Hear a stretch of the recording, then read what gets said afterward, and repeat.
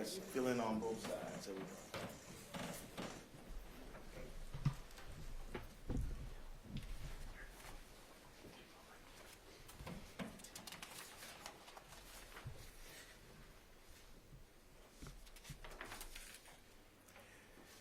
Hello, everybody. My name is Keith Ellison. I'm the Attorney General for the state of Minnesota. And I'm here with colleagues and neighbors and Minnesotans to make a very important announcement. As I get started, I'm going to introduce everybody, but I want to start by introducing a very special and important person by the name of Nicole Smith-Holt. Nicole, thank you for being here today. Without you, we wouldn't be standing here. I also want to introduce you all to Leah Greenscheid, who has been active in the movement for justice and access for insulin. Let me also introduce some of my colleagues I want you to meet. Marianne Ellis, Noah Llewellyn, Justin Moore, Alex Baldwin, Jason Blake-Cool, and Jessica Whitney. They are part of the team that made this moment possible. So today really is a big day. I can tell you that we want to announce to you that we've reached a settlement with Eli Lilly. But today, this seventh day, I believe, of February of 2024, has been a day that I've been dreaming about for literally half of a decade. I remember being a member of the United States Congress, talking to Minnesotans and others about the exorbitant price of insulin in particular. But one day I was at a community meeting and I ran into a very nice lady, Ms. Holt Smith, and I didn't know her then, and she said, she said to me, she grabbed my hand and she said, "I gotta talk to you." And I knew instantly that this was not a light matter. I knew it was a serious matter just by her demeanor. And Nicole, I hope you don't mind if I tell everybody that you shared with me that you had a beloved son named Alec, who was a brilliant young man who wanted to be a restaurateur and was aspiring to start his own restaurant. And he had turned 26, which meant under the Affordable Care Act that he was going to graduate from your insurance to not. Your age off of the Affordable Care Act at the age of 25 when you become 26. And now he was managing an insulin bill that was quite literally beyond his ability to manage. It was too high. It was expensive, because he was on his own and had to get out there and buy that insulin. He's a type 1 diabetic. He did not, like so many young adults, want to go to mom and nickel and dime her for things, so he tried to do it on his own. He began to ration his insulin. His body went into ketoacidosis, and he died. Now, nobody would blame Nicole if she just tried to manage her grief with her husband and her family, having lost her beloved son. But she did something, and she joined with others like Leah and others, and she started something called Insulin for All. And she asked me what I was going to do. And I'm an elected public official, and it's my job to try to do something. And it was right around then that the opportunity to run for Attorney General came up. And it occurred to me very clearly that there's things that I could do in the Attorney General's office that I couldn't do in Congress nearly as well. And one of them is enforce laws around consumer protection, antitrust, and basic consumer fairness. And so, in many ways, Nicole inspired me to run for the job I hold right now. The very first task force that I commissioned as Attorney General was to lower pharmaceutical drugs, and the main drug we were trying to lower was insulin. And the co-chair of that task force was Nicole. And she helped lead us through a series of meetings that resulted in a nationally recognized award-winning report and yet we still were fighting. The legislature passed the Alex Smith Emergency Insulin Affordability Act. We are fighting to defend that law right now. But today is the culmination and resolution of a lawsuit we filed that will mean $35 insulin from Eli Lilly. And we have reason to believe that this is going to result in affordability for literally thousands, tens of thousands of Minnesotans. So let me go to my prepared remarks. No one should have to choose between affording their lives and affording to live. And for too long, the high costs of insulin have been forcing Minnesotans to make too many hard choices. We've heard so many stories of Minnesotans struggling to pay for insulin, rationing it, and getting sick when they couldn't pay. Some have paid the ultimate tragic cost. It never had to be this way. The people who discovered insulin 100 years ago sold their patent for $1 to the University of Toronto because they understood that it would save lives. One of them famously said, "Insulin does not belong to me, it belongs to the world." What happened instead? Big Pharma and insulin manufacturers putting billions in profits over saving people's lives. In 2018, the Attorney General's office sued 3 insulin manufacturers, Eli Lilly, Sanofi, and Novo Nordisk, for deceptively pricing their insulin products, forcing uninsured and underinsured Minnesotans to pay exorbitant out-of-pocket costs for life-saving medicine. Back in 2018, when this litigation began, the cost of insulin had doubled since 2011 and tripled since 2002. In 2018, a 5-pack of Humalog Quick Pens was listed at $630. The task force on lowering pharmaceutical drug costs that I pulled together nearly 5 years ago now found that over the last 2 decades, the price of some insulin products has risen over 1,100%. 1,100. Again, this drug is over 100 years old. They found that the diabetics' insulin costs now average around $6,000 a year. Today, I'm proud to announce that we've reached a settlement with Eli Lilly, one of the defendants that requires them to provide its insulin products for just $35 out of pocket for monthly prescription for at least the next 5 years. This covers all of Eli Lilly's brand name insulin products and any similar products that the company markets in other formats like KwikPen, cartridge, and vials.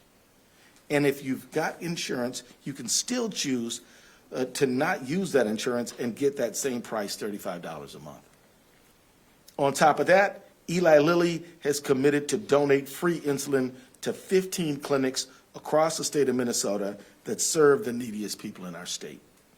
Eli Lilly will be implementing a texting system to help patients and pharmacists determine eligibility for low-cost insulin and to alert patients across the state about these options. My office will work with state and local community partners to raise public awareness about these options as well. This comes not a moment too soon for so many people.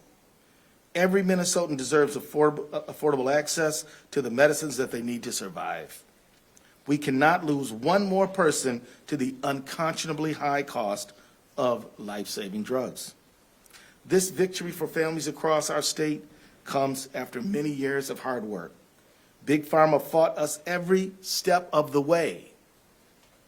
In 2020, thanks to the tireless work of Nicole Smith-Holt and the advocates here today, including Leah, Minnesota passed the Alex Smith Insulin Affordability Act, and Big Pharma sued to block it the day it took effect. We're in litigation with them right now. I'm very proud my office is defending this lawsuit against that challenge, and we'll continue to fight to ensure that Minnesotans the Minnesota Insulin Safety Net program can provide affordable insulin for Minnesotans in urgent need.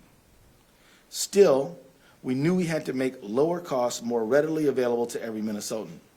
It doesn't make sense for this life-saving medicine to be locked behind the glass you can only break in case of an emergency, or behind a high wall of prices. This settlement shatters that glass and tears down that wall, $35 out of pocket when you need it. Now, for details on how to gain access to the $35 insulin or find clinics in the free insulin program, I'd like to direct people to mninsulin35.org. You can see this poster right here. We want people to go to that website to identify and find how they can get access. This is very important, and we thank the men and women of the media helping get this information out. I'd like to thank some people. First, Nicole. I got to hug you. Come here for a second. Man, bless you. Come here over to Leah. Thank you, Leah. Thank you so much. But I also want to tip my hat and give a great thanks to my staff, who I'm honored to be the colleague of. James Cannaday, who can't be with us here today, but also Jessica Whitney, who is here. Thank you, Jessica. Jason Plagencool, who's here, helping to lead a very mighty team. Alex Baldwin. Alex, where are you? Right there. And Noah Llewellyn. Thank you, Noah, very much. And Justin Moore, thank you so much. And the great Marianne Ellis, absolutely. And let me also add in someone else who isn't here, but give our thanks to Nina Grove. Nina Grove is an outstanding investigator. They have fought this case through many twists and turns and have stuck at it for nearly 6 years.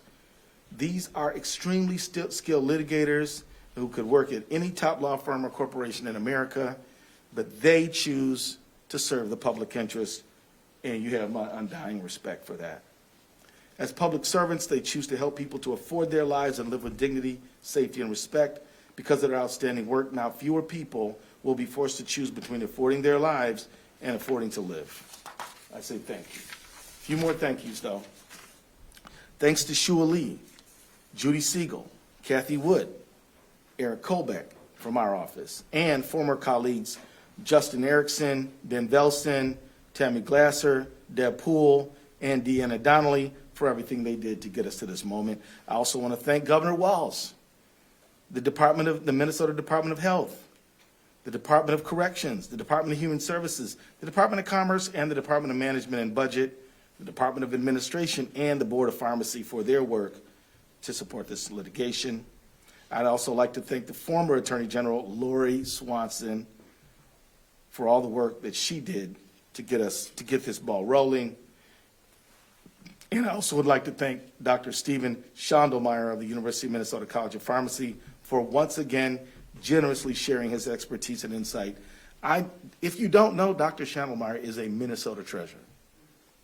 And you should interview him about how awesome he is. I am very honored to be joined today by by the advocates who can claim a piece of this victory. Of course, as I already mentioned, Nicole and Leah, but there's a big team that's worked on this over the course of years. Thanks for turning out to the meetings, turning out to the task force meetings, and always being there. Thanks for commissioning buses to go to Canada so that people can get the insulin that they need. We now have Canadian prices here, in Minnesota for insulin, and that's not a bad thing. Let me also say, Nicole, you're incredibly brave. Nicole, as I said, nobody would blame her for just managing her grief. If you are a parent of an adult child or a small child, you can't think of anything worse than losing that child. But she turned her grief into passion for insulin for all. So thank you. I know that Alec is smiling at this moment. And so with that, I think it's only fitting to invite Nicole to offer a few reflections, if she cares to. Sure. So as Keith said, my name is Nicole Smith-Holt. I am the mother of Alex Smith, who in 2017 passed away from rationing his insulin because within 3 weeks of aging off my insurance, he was faced with a $1,300 a month bill for his insulin. And being the independent young man that he is, he did not ask for help, as Keith said. So my son made the decision to ration what little bit of insulin he had left to last until payday. Rationing insulin is a very common practice among diabetics.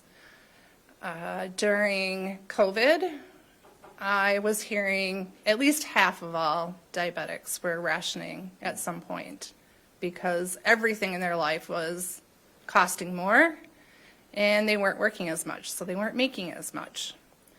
It's scary because not only can rationing your insulin result in long-term health complications, but it can lead to death, like it did for Alec and Jessamaya and so many others.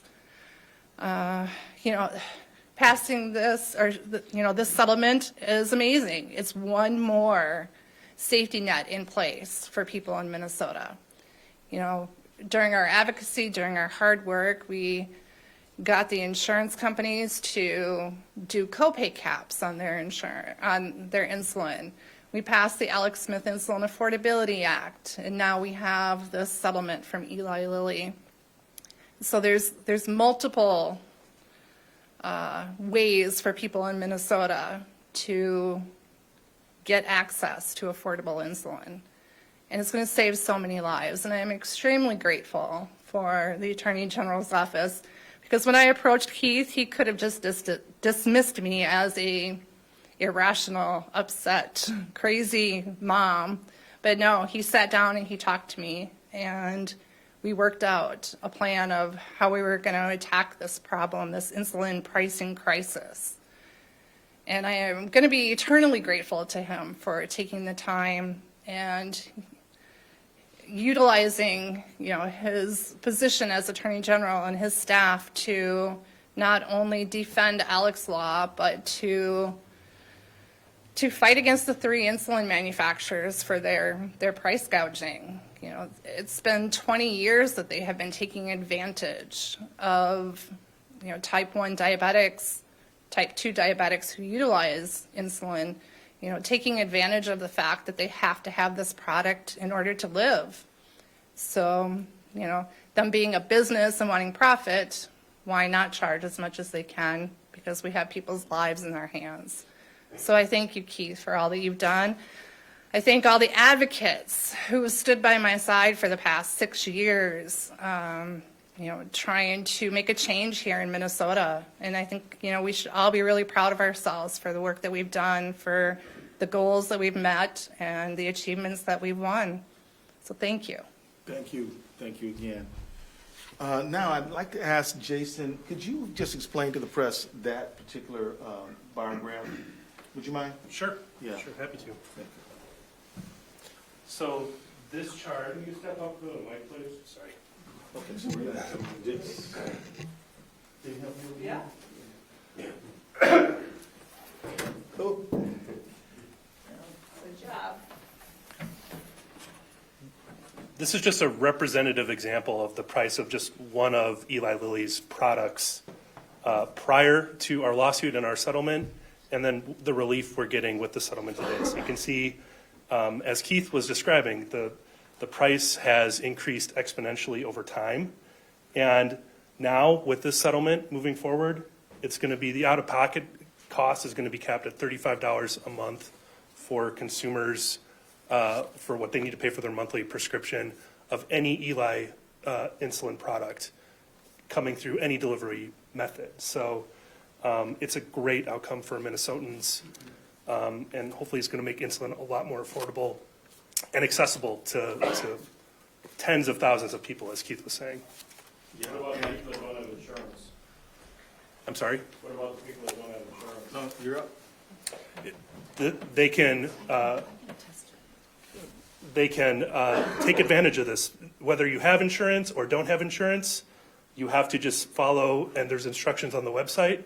You have to answer 2 short questions. You don't have to share any personally identifying information, and you can obtain a manufacturer coupon to pay no more than $35 out of pocket for the product. And that's just through that company, though, right? Right. Eli That's Lilly. not through any other company that sells insulin. We got Just two through other, that company. we got two other pending cases. You want to speak to that, Jason? Yeah, so we've sued the 3 largest insulin manufacturers in the nation, Eli Lilly, Sanofi, and Novo Nordisk. Our litigation is continuing against the 2 other manufacturers, which are Sanofi and Novo Nordisk.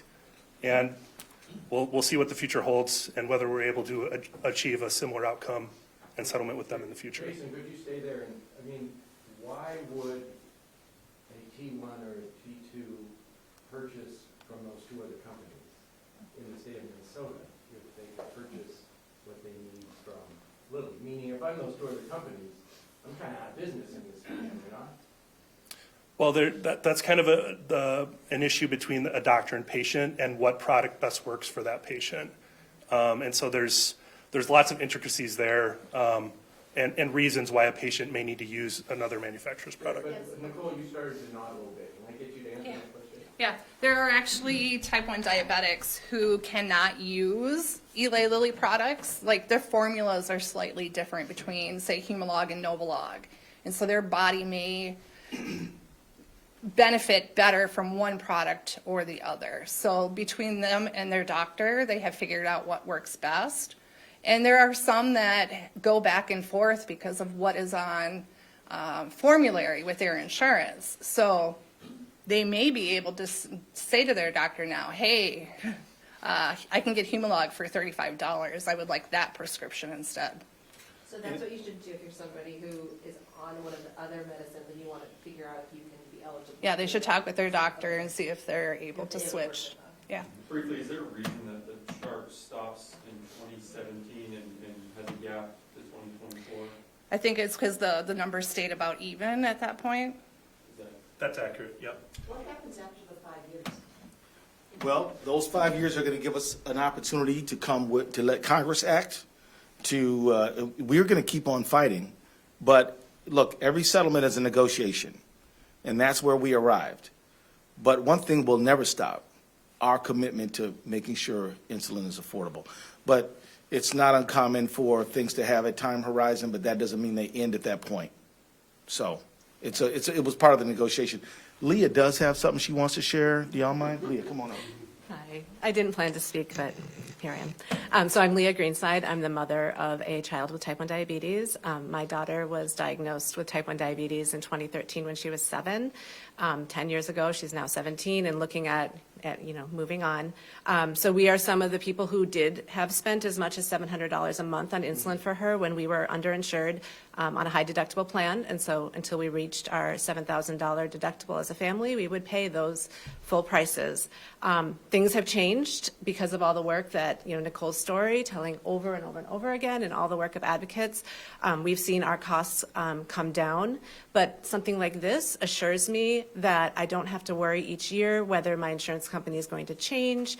I know my daughter does use Humalog, so for me, this is just a little bit of relief, a little bit of assurance that she will always be able to afford her insulin that she needs to live. So I'm really grateful to everyone here who made this happen, especially as a mom of a kid who's about to go out into the world, which is scary. This makes it just a little bit less scary. So thank you to everybody.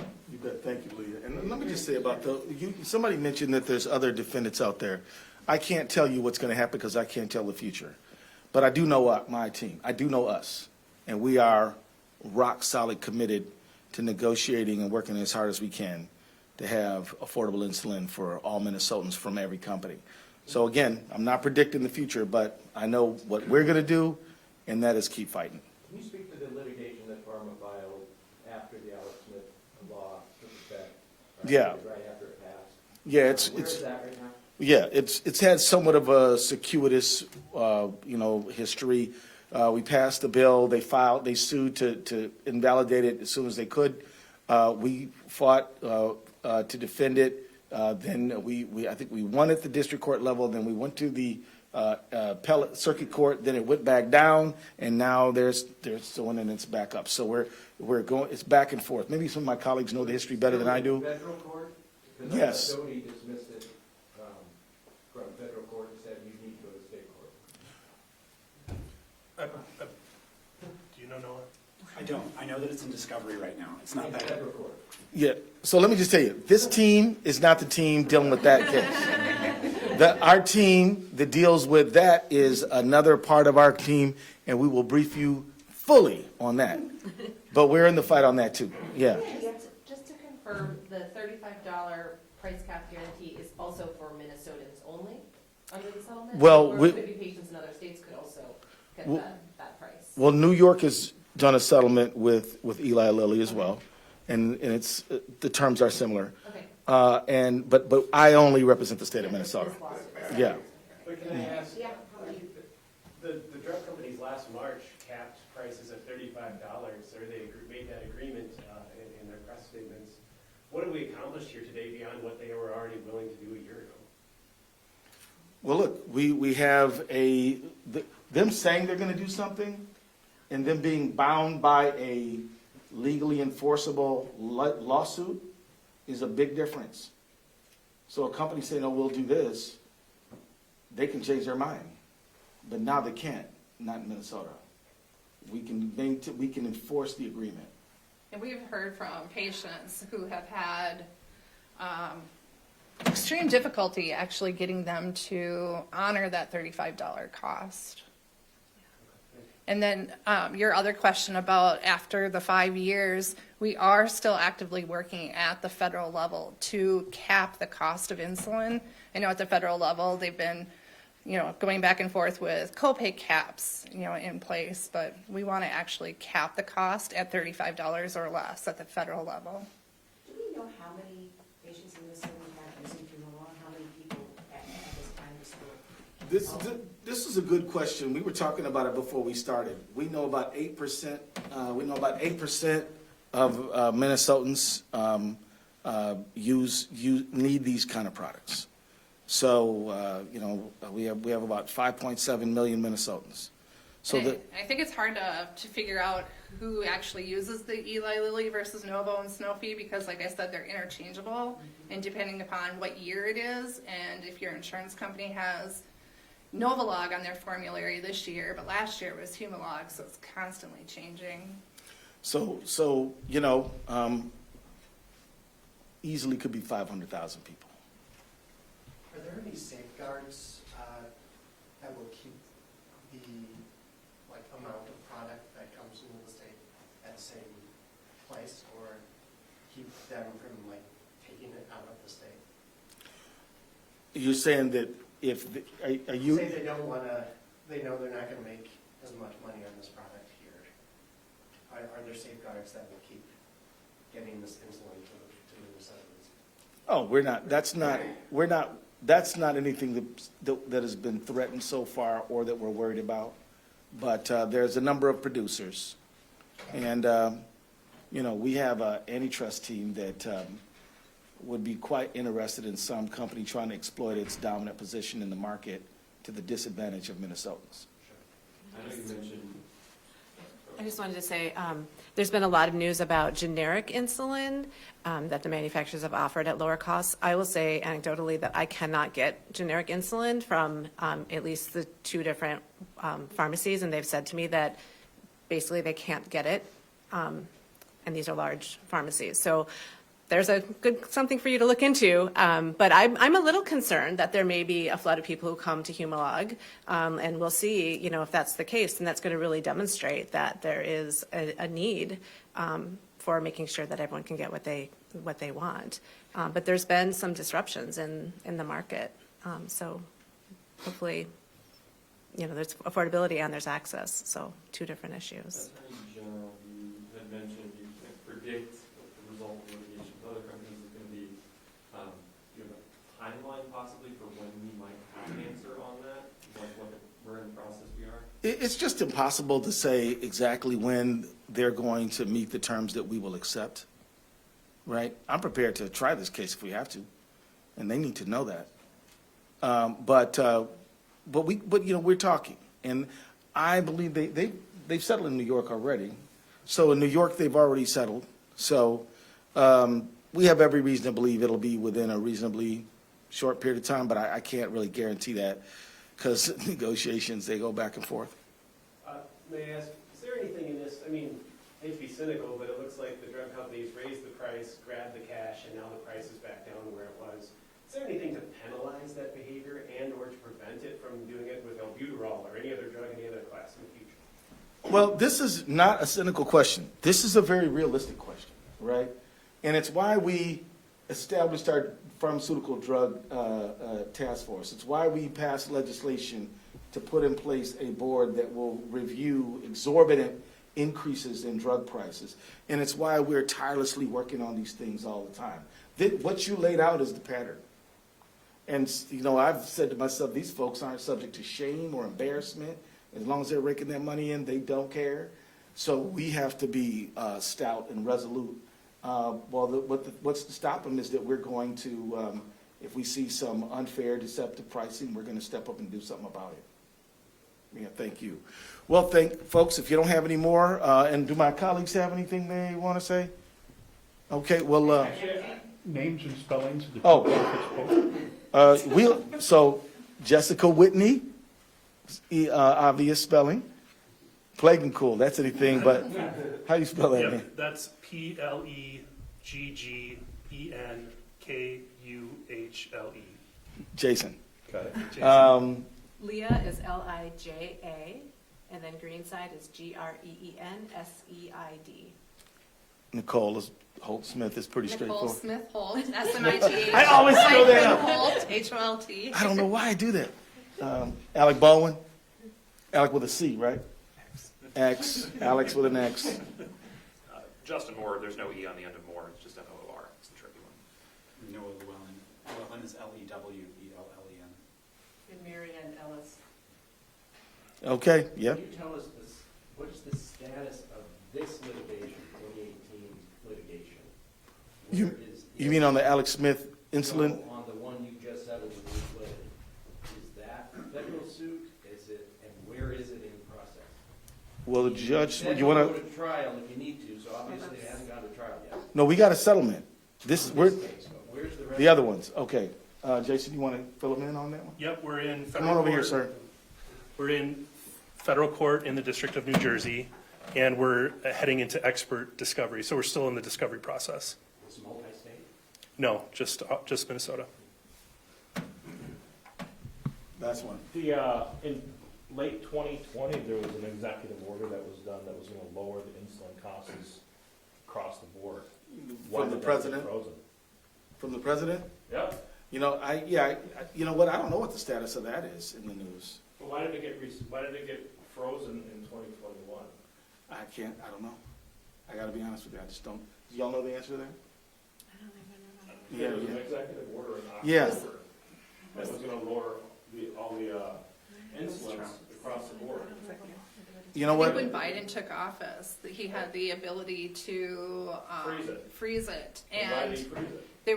there was some back history about if they moved forward with that executive order, and you're putting me on. You know what, let's not Yeah. speculate. We'll get back to you on that one. All right, thanks a lot, everybody. Have a good day.